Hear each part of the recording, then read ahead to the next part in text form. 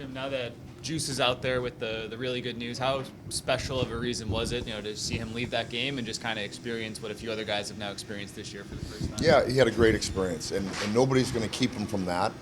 So we're all happy that it worked out really well. Would have been nice if it took a little longer, but nature called, and he did what he was supposed to do. So he'll be all good to go tonight. Yes, he'll be ready to go tonight. Turk got in.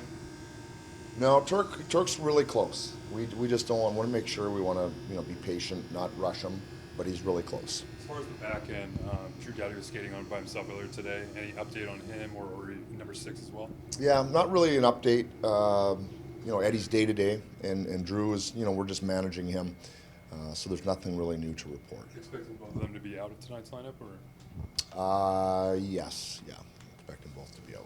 Are we at the point in the season where if someone is 95%, they're more likely to be held out, just knowing that game one is maybe the priority at this stage? Yeah, I don't know if I would say 95. I think if you ask most of those guys, they'd be saying they're probably 90 right now.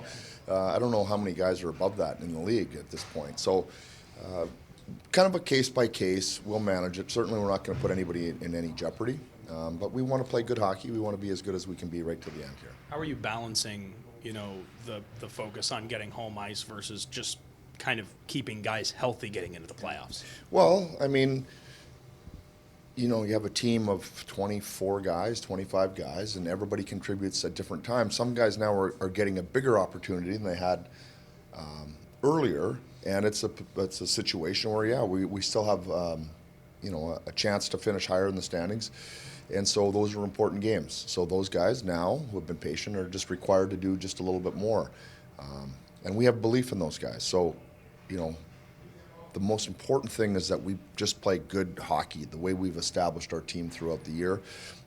You'd like everybody to be in there and be healthy, but there's no reason for guys who play more minutes or guys who are just inserted in the lineup that they can't help and do the same job. Is it a silver lining that for guys like Mo and Burr, who haven't played a ton over the last month, that they are getting some reps now? Because as you know, a playoff run requires more than 18 skaters, right? Yeah, I mean, again, we'd like to be healthy, but those guys have been part of the team the whole way. And they're NHL players who can do the job. So there's no excuses.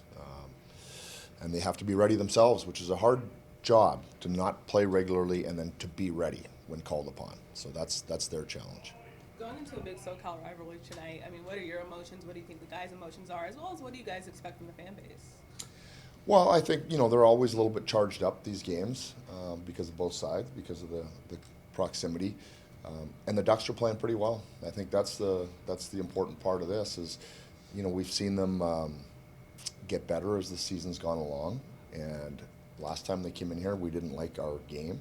So, we try not to build that up too much, but we do understand, based on the geography, that it's a big game. It's important 2 points for us. That's what's priority here. Yesterday's practice, it was kind of a skeleton crew, like compared to what you've had of late, like body-wise. Do you have to make any adjustments, knowing like you didn't have 4 pairs of D where you had 3, and what you usually have? Not so much. This time of the year, you're just trying to stay sharp, and you're probably picking one part of your game that you'd like to put an emphasis on in a practice like that. So, we go through video, we do all the different things, but it's nice to just run through it. You'd like to have everybody, but I think we get what we need to get done just by having a singular focus on one area of the game. I feel like I've asked you a lot about Warren Fogel's offensive impact. How would you just describe the 200-foot game he's brought to you guys, and also his off-the-ice impact this season? Yeah, well, his 200-foot game has gotten better, and it's gotten better over the last couple months. We've asked him to focus on a couple things, and to his credit, he's done that, and he's done it very, very well. So I feel really good about his game right now. And I think he's fit in really well, and he's a bit of a character. You guys have talked to him. He's a bit of a character, so we've talked about it before. You need character and characters, and I think he's one of those guys that, I don't know the right way to say it, he can bring energy into the room, and sometimes he can get into like verbal battles with his teammates, and he's just one of those guys that's not afraid to be the center of attention at times.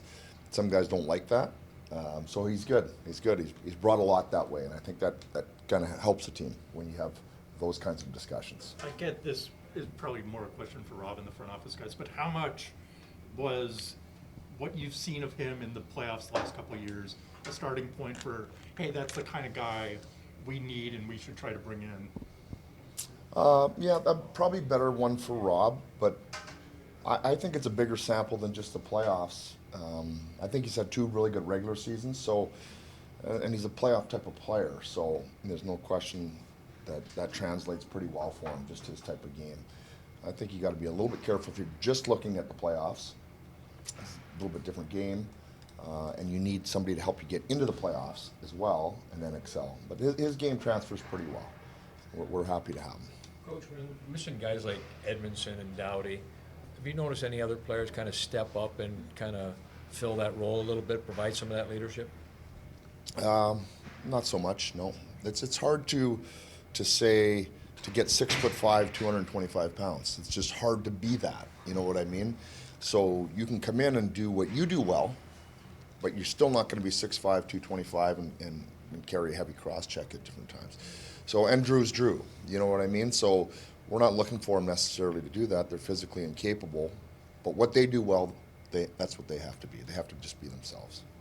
Jimmy, at the risk of asking about an opposing player, especially on game day, but you've coached a few talented players, certainly, and seen them. What do you make of Leo Carlson and what you see of him on video and even live as you're game planning against him? What do you make of him and where he could be?